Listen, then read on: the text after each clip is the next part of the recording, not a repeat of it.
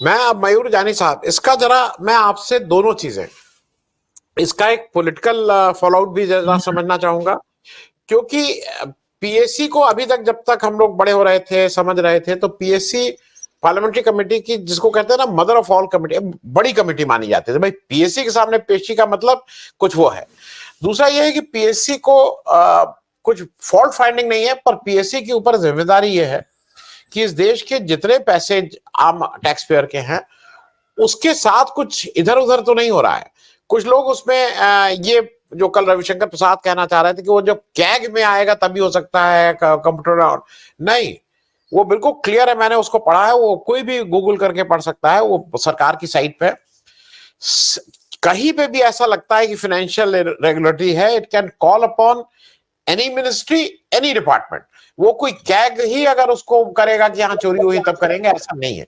तो मैं मयूर यानी साहब एक चीज ये समझना चाह रहा हूँ, ये बात आई गई हो जाती है। चंद्रचूड़ साहब ने भी, अब जो भी कारण रहा हो, अब वो या तो उनका लैक ऑफ, जिस तरह से उन्होंने हिंडनबर्ग वाले मामले में सारी बातों को झाड़ पोछ दिया, एक कोई कमेटी बना दी, उस कमेटी में कहा कि तुम सेबी की बात करो, सेबी ने अभी तक उसमें कुछ कर दिया।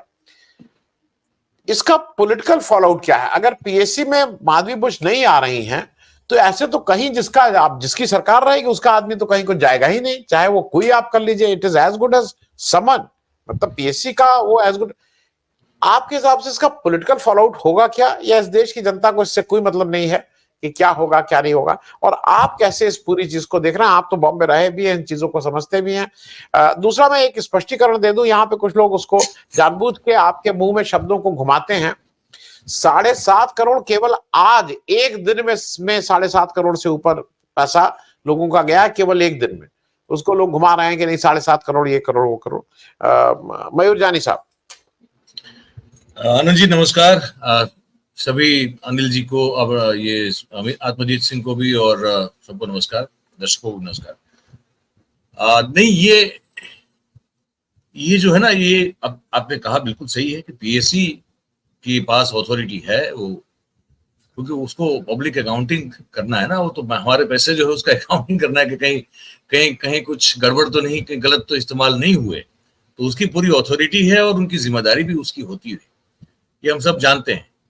लेकिन अब जिनको मानना ही नहीं इन सब चीजों को, और न मानते हुए इस बात का गौरव लेना है कि हम इन सब चीजों को नहीं मानते, और खुलेआम जो है हमारे यहाँ गुजराती में कुछ कहते हैं, मैं पता नहीं इसका हिंदी कैसे कर पाऊंगा इस चीज का, लेकिन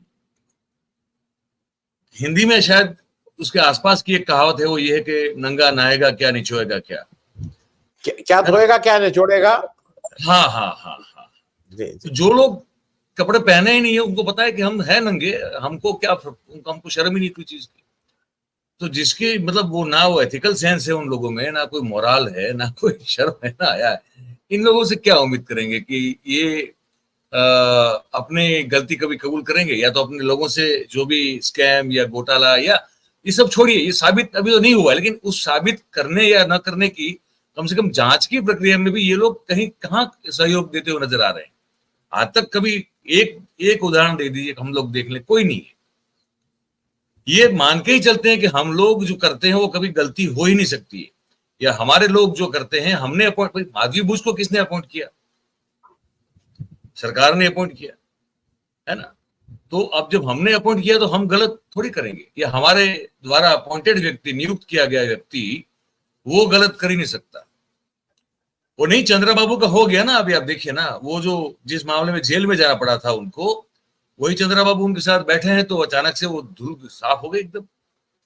तो ये हमको समझना पड़ेगा, अगर अगर हम लोग अभी भी नहीं समझ रहे, और देश के लोग भी अगर नहीं समझ रहे, अब मेरे ख्याल से हाई टाइम है, इस चीज को मान के चलना पड़ेगा कि ये कोई भी जांच, कोई भी आरोप के चलते ये लोग जो है, या इनके लोग जो है, वो कभी ना तो सहकार देंगे, ना कोऑपरेट करेंगे, ना क्योंकि उस चीज को मानते ही नहीं है, वो अथॉरिटी को ही नहीं मानते जो उनको क्वेश्चन कर सकती है। जब वो वही मनोस्थिति उनकी है, तो क्या उम्मीद रखें कि, और ये आज का नहीं, ये पुराना, ये नरेंद्र मोदी साहब का मॉडल है ना। एक बार जब उनको सीबीआई के सामने वो रहना पड़ा था गांधीनगर में, पुराने सचिवालय में सीबीआई ने दफ्तर खोल के रखा हुआ था। आप सब जानते होंगे 2010-11 के आसपास का मामला है। तो एक ही बार गए थे जवाब देने के लिए सीबीआई को, उसके अलावा, और वो भी बड़ी मुश्किल से, मतलब उनको ये डर था कि मुझे पकड़ न ले, हालांकि ऐसा कुछ होना नहीं था, लेकिन तो वो ऐसी कोई अथॉरिटीज को मानने से इनकार करते हैं, उनकी समझ ऐसी है। तो माधवीपुरी बुश को, तो माधवीपुरी बुश है क्या? माधवीपुरी बुश जो कहा जाएगा वही तो करेगी। अब हम तो इतना तो समझ रहे हैं सब लोग कि माधवीपुरी बुश जो है वो वही करेंगी जो उनको कहा जाएगा। तो कहा गया होगा कि भाई आपको नहीं जाना है, उपस्थित नहीं होना है, तो वो नहीं हुई। अब पीएसी में ये जो वेणुगोपाल साहब या दूसरे भी जो लोग हैं, अब वो क्या इसको कैसे भी करके मजबूर कर सकते हैं पेश होने के लिए? ये कसरत और ये कवायद जरूरी है कि क्या मतलब ये वो तो नहीं मानेंगे, लेकिन क्या उनको मजबूर किया जा सकता है क्या? सवाल ये मेरे लिए है। बाकी इनकी जो सोच और समझ है उसमें ये कानून, ये दायरे, ये सब संविधान, ये सब चीजों को मतलब बनता नहीं है सर। तो क्या करेंगे? तो कुछ नहीं करने वाले। और ये ऐसा ही होगा जब तक ये सत्ता में है, ऐसे ही चलेगा, ये मान के चलना होगा। मयूर साहब, मैं एक चीज और कर दूं, क्योंकि देखिए ये कहीं ना कहीं चाइना कनेक्शन कई चीजों में आ रहा है।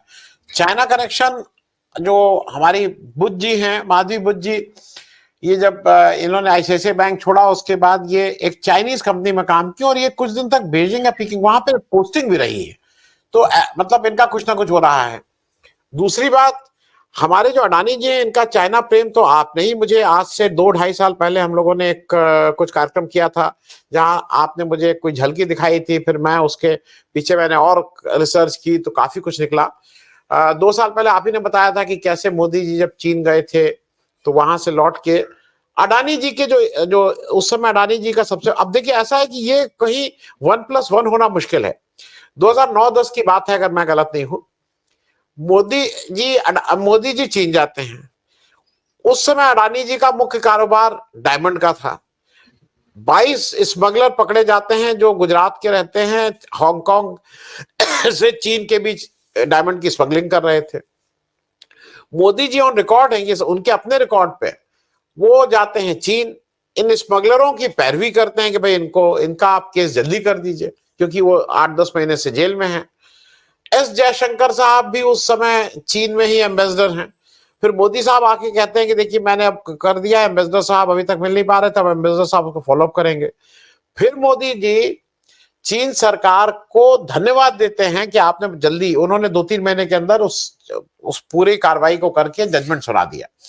22 में से मुझे तुरंत याद नहीं है 8-10 लोग इसलिए तुरंत छूट गए थे कि उनके सजा पूरी हो गई, 1 साल से कम सजा थी, बाकी किसी को 5 साल की मिली, किसी को 3 साल की मिली। ये सारे स्मगलर को छुड़ाने के लिए मोदी जी गए थे। तो अडानी जी का भतीजा इनके साथ गया था उस डेलीगेशन में, भाई अपने आदमी को वहां देखने ये लोग गए थे। तो ये चीन का पुराना प्रेम है।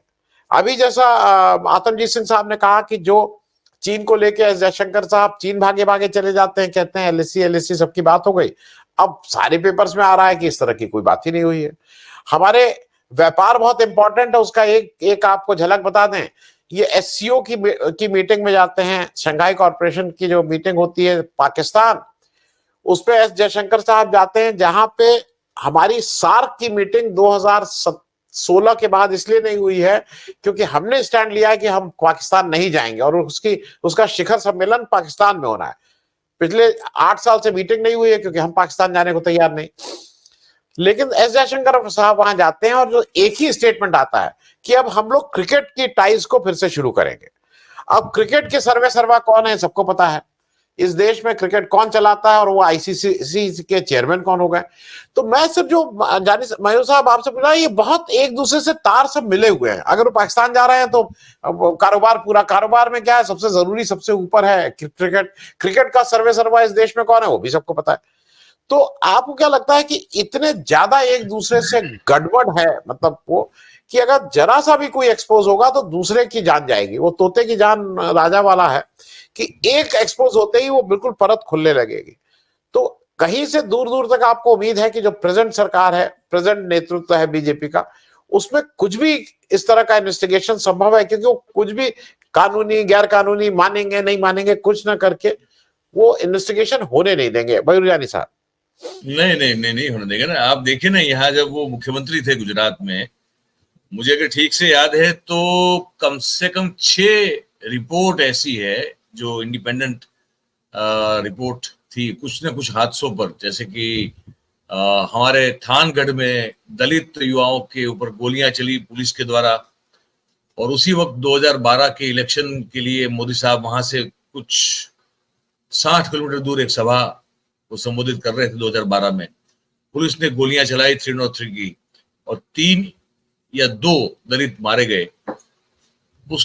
उसकी जांच दी गई थी संजय प्रसाद को। संजय प्रसाद आईएएस अफसर है। वो जांच रिपोर्ट संजय प्रसाद ने दे दी, वो अब तक टेबल नहीं हुई, वो टेबल ही नहीं हुई विधानसभा में। ऐसी में कम से कम मुझे 5 और याद है जो बड़े बड़े विवादास्पद, बड़े ही कंट्रोवर्शियल और बड़े संवेदनशील मुद्दों पे जांच बिठाई गई, रिपोर्ट सबमिट हुई, लेकिन टेबल नहीं होती है।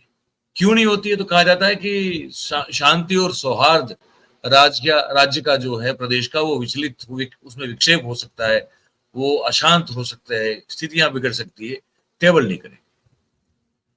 तो ये एक एग्जांपल दिया मैंने। तो ये कोई भी बात जहां पे उनकी पोल खुल रही है, और पोल बहुत सारी खुल सकती है, बशर्ते कि इनकी ये सत्ता से चले जाए। जांच ये होनी चाहिए कि भाई इंट्राडे मार्केट, ये डब्बा मार्केट चला कौन रहा है इस देश में?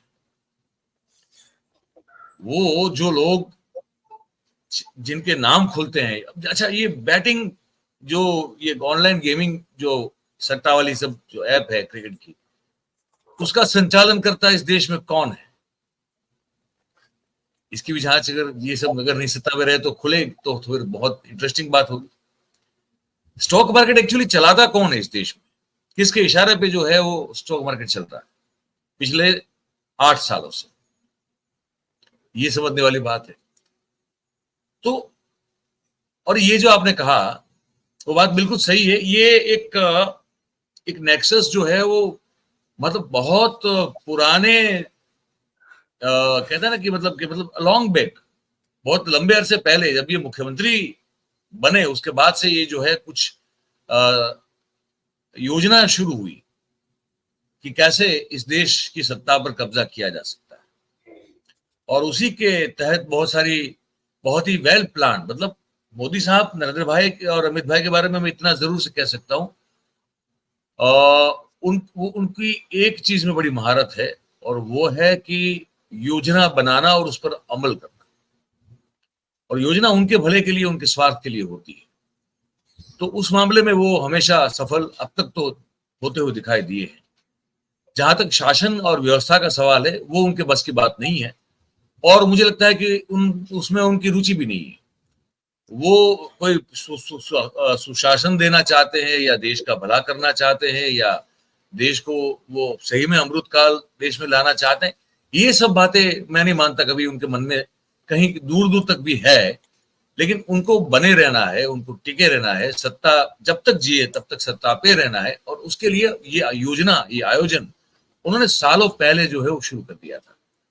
और इसी के चलते गौतम अडानी साहब उनके उस योजना का हिस्सा बहुत पहले से थे, और मुकेश नहीं, लेकिन अनिल अंबानी साहब उस योजना का हिस्सा पहले से थे। खैर वो उनका फिर किस्मत का जो है वो मामला गड़बड़ हो गया, तो वो उनके साथ नहीं चल पाए, वरना अनिल अंबानी भी उस योजना में थे। आज तक ये बताइए, टाटा साहब के साथ अब तो मतलब दिवंगत हो चुके हैं, लेकिन रतन टाटा साहब ने कहा था कि कौन बेवकूफ होगा जो मुझे ऑफर दी थी उस ऑफर को ठुकराएगा। अब तक वो डील जो है, जो एग्रीमेंट है, वो क्या है एग्जैक्टली, वो अब तक जो है पब्लिक के डोमेन में नहीं, कि किस शर्तों के, कुछ चीजें खबर है, सब पता है, लेकिन पूरी बात पता नहीं है। तो ऐसी तो बहुत सारी गुप्त चीजें हैं, सीक्रेट हैं। मैंने एक बार बताऊं मैं आपको आनंद जी, इंटरेस्टिंग बात है। 2013 में मैं दिव्य भास्कर में था मैं, और मैंने एक आरटीआई जो है वो की थी। मुझे कहीं से कुछ पता चला था कि इस तारीख के आसपास कोई ऐसी व्यक्ति जो थी वो इनको इनके घर पे मिलने आई थी, सीएम आवास पे। मैं चौंक उठा कि ये कैसे मिल सकते हैं आके, और ये मिलने का समय भी कैसे दे सकते हैं, और वो भी अपने आवास पे। तो मैंने आरटीआई करवाई, तो मैंने एक चौकस एक पर्टिकुलर जो है निश्चित रूप से एक टाइम फ्रेम दिया था कि इस तारीख से इस तारीख के बीच में मुख्यमंत्री आवास और मुख्यमंत्री कार्यालय में कौन कौन लोग मिलने आए थे, इसकी सूची आप दे। मुझे बड़ा वाहियात सा जवाब मिला कि ऐसी कोई सूची जो है वो रजिस्टर ही नहीं की जाती। हालांकि इतनी झूठ बात है कि अगर आप जाएंगे, अगर वो मुख्यमंत्री जब थे, तो आपका हर एक, आपका नाम, आपका एड्रेस, आपकी हर चीज जो है वो नोट की जाएगी। संजय भावसार जो अभी बैठे हैं दिल्ली में, वही वहां बैठ के गुजरात में ये काम किया करते थे, ओएसडी उनके हुआ करते थे। तो हर चीज का जो है वो रजिस्ट्रेशन होता था। लेकिन जवाब क्या मेरा कि ऐसी कोई जो डेटा जो है वो हम लोग स्टोर ही नहीं करते, रजिस्टर नहीं करते। अगर वो नाम बता देते तो तब भी बहुत बड़ा बवाल हो जाता। अगर वो डेटा बता दे तो छुपाना जो है वो उनकी आदत है, और छुपाने के लिए और क्या क्या छुपाना पड़ेगा। तो इनका काम ही ये है कि हर चीज, हर झूठ जो करते हैं, चाहे वो आपने कहा चाइना के साथ के उनके रिश्तों की शुरुआत 2008-9 से हो, अदानी साहब का उसमें बहुत बड़ा एक रोल है। उनके आसपास पूरा मामला घूमता है। चाइना की बात जब आती है तो वो तब से लेके अब तक वो कोई चीज जो है वो बताएंगे नहीं, और छुपाने के लिए जो भी करना पड़ेगा वो करते रहेंगे। तो वो कोई नई बात नहीं होगी जब तक ये सत्ता में रहेंगे। इनके कितने भी, और देखिए ना कितने सारे स्कैम खुलते भी हैं, लेकिन इनको असर नहीं होता है ना सर। यहाँ गांधीनगर में इनके नाक के नीचे एक मॉरिस सैमुअल क्रिश्चियन नाम का आदमी, जो ना वकील है ना कुछ है, वो जज बन के अदालत चला रहा था। बताइए, 2000 करोड़ रुपए की जमीन तब तक उसने ऑर्डर पास कर दिया। मतलब मैं क्या बताऊं आपको। तो अब अच्छा, पर इस पर कोई बात ही नहीं करता है, नहीं करता ना। अभी 1-2 दिन पहले एक वो मैंने वीडियो बनाया था कल शायद। एक युवा 30-32 साल का, यहां से अहमदाबाद से 110-120 किलोमीटर दूर एक बोटाद है हमारा शहर, वहां के बहुत ही सामाजिक रूप से बड़े प्रतिष्ठित व्यक्ति, एक हॉस्पिटल के ट्रस्टी, 88 साल के बुजुर्ग, उस बुजुर्ग की एक 32 साल की युवा ने आवेश में आकर हत्या कर दी। पता है क्यों कर दी? उसने जब वो तीक्ष्ण हथियार से घाव मार रहा था, गुस्से में आकर वो एक ही चीज बोल रहा था कि आपने मेरे 3 साल बर्बाद कर दिए, आपने मुझे नौकरी नहीं दिलाई। वो मध्याह्न भोजन योजना में आउटसोर्सिंग में काम करता था, वो नौकरी चली गई उसकी, घर उसका चल नहीं पा रहा था। अब वो सामाजिक रूप से वो प्रतिष्ठित व्यक्ति थे, तो उनके पास उसने कहा होगा, एक ही गली में रहते थे। अब वो नौकरी नहीं दिलवा पाए बेचारे, उनकी जिम्मेदारी नहीं थी नौकरी दिलवाने की। शिक्षित युवा बेरोजगार को अगर आप समाज में बड़े मतलब जाने प्रतिष्ठित है और आप कर सकते हैं तो करेंगे, लेकिन वो जिम्मेदारी है नहीं, वो उस बुजुर्ग की थी नहीं। तो मैं उस आवेश को मैं सोच रहा हूं कि वो कितना गुस्सा होगा। मैं जब देखता हूं गांधीनगर में हमारे शिक्षित युवा बेरोजगार जब आते हैं नौकरी की मांग करने के लिए, शिक्षक 32,000 से ज्यादा शिक्षकों की जगह खाली है, उनको घसीट के जो है उठा के पटक में बसों में डाल दिया जाता है, वो वैन में। तो मेरा ये कहना है कि ये सब चीजें हो रही है सर, लेकिन इनको नहीं देखना है उस तरफ। उनको यहां कहां देखना है पता है? कि अगर गणेश उत्सव हो रहा है और उसके दौरान अगर कोई पथराव हो जाता है या कुछ असामाजिक एंटी सोशल एलिमेंट कुछ अगर ऐसा कारनामा कर देते, तो फिर उनको एग्जाम्पल के तौर पर पेश करने में गृह मंत्री खुद सूरत में बैठ जाता है कि इनको पकड़ो, घर में से उठाओ और 3rd डिग्री दो, और फिर इतना मारो कि वो चल ना पाए, और वो जब वो लंगड़ा के चल रहे हो तब उनका सरगस निकालो, और फिर एक फिल्मी स्टाइल में डायलॉग बोलो कि चुन चुन के मारा जाएगा। ये यहाँ भी रुचि है इन लोगों की। तो अब इनसे क्या उम्मीद रखे? मैं यहाँ तो हर चीज लगातार हो रही है। मैं तो गुजरात की बात कर रहा हूँ, आए दिन हर चीज नकली पकड़ी जा रही है, आए दिन ड्रग्स तो हमारे यहाँ मतलब टॉफी जैसा हो गया सर, वो बच्चों की टॉफी वाला मामला हो गया। कभी भी कहीं भी फैक्ट्रीज पकड़ी जाती है। 5,000 करोड़ का ड्रग्स अभी पकड़ा गया 4 दिन पहले। तो कौन? अच्छा, वो दिल्ली में पकड़ा गया तो प्रधानमंत्री उस पर जो है वो कांग्रेस को घेरने की कोशिश करते हैं, अच्छी बात है, घेरिए, लेकिन यहां तो रोज पकड़ा जा रहा है। ऑलमोस्ट ऑन एन एवरेज, और जो पकड़ा नहीं जा रहा है वो कितना होगा इसकी तो कोई गिनती है नहीं। तो मेरे कमीज पर कोई दाग हो ही नहीं सकता, ये सोच है सर। पर आपका कमीज जो है वो गंदगी से और दाग से भरा हुआ है, मैं उस पर बात करना चाहूंगा, मेरे शर्ट पे मैं बात नहीं करूंगा। ये मामला है, तो क्या करेंगे?